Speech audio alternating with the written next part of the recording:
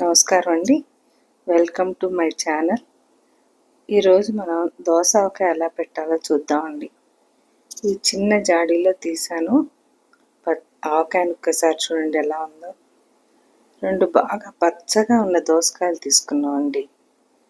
వాటిని శుభ్రంగా కడిగేసాము. తడి లేకుండా ఆరబెట్టుకున్నామండి. తడి లేదు కదా, అందుకని మనం ఇంకా తరగడం మొదలు పెట్టేయచ్చు. కాయల్ని మధ్యకు తరుక్కున్నామండి. తరుక్కొని వాటిని తొక్కుతో పాటు కొంచెం పెద్ద పెద్ద ముక్కలుగా కట్ చేసుకున్నాం. చూస్తున్నారు కదా, ఈ సైజు ముక్కలు అయితే సరిపోతాయి. ఇవి గింజలు ఎంత తక్కువ ఉంటే అంత మంచిదండి. గింజల వల్ల పెద్ద ఉపయోగం ఏం లేదు, పంట కిందకు వస్తాయి తప్పితే. కాయ పులుపు ఉంది కాబట్టి దీనికి ఎంత ఉప్పు కారం వేయాలో కూడా చెప్తాను నేను ఇప్పుడు.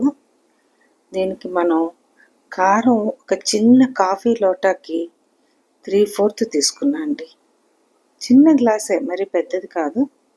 ఉప్పు ఆ కారం కంటే 1 రవ్వ తక్కువ. ఆవపిండి కూడా కారం ఎంత తీసుకున్నామో అంతే ఆవపిండి. ఈ దోసకాయ ముక్కల్లో ఆవపిండి, కారం, ఉప్పు అన్నీ వేసేయాలి.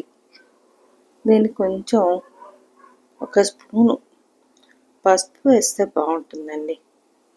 పసుపు ఆరోగ్యానికి కూడా మంచిది కదా, పసుపు కూడా వేద్దాం.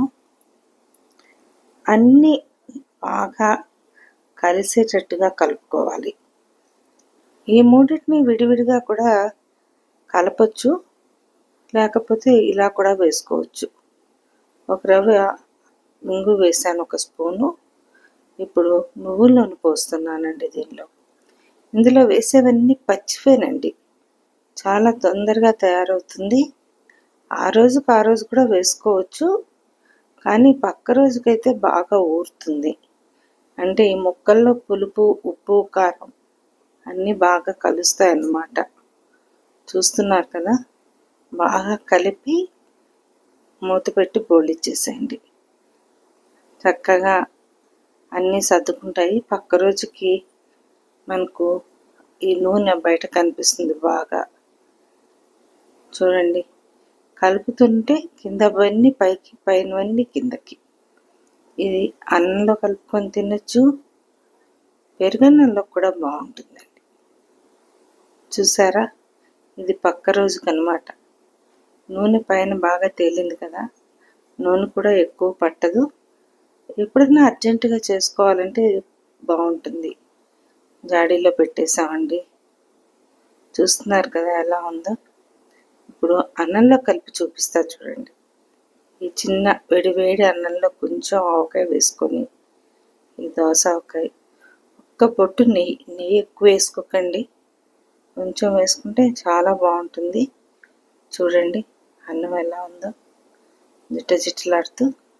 మీరు కూడా ట్రై చేస్తారు కదా.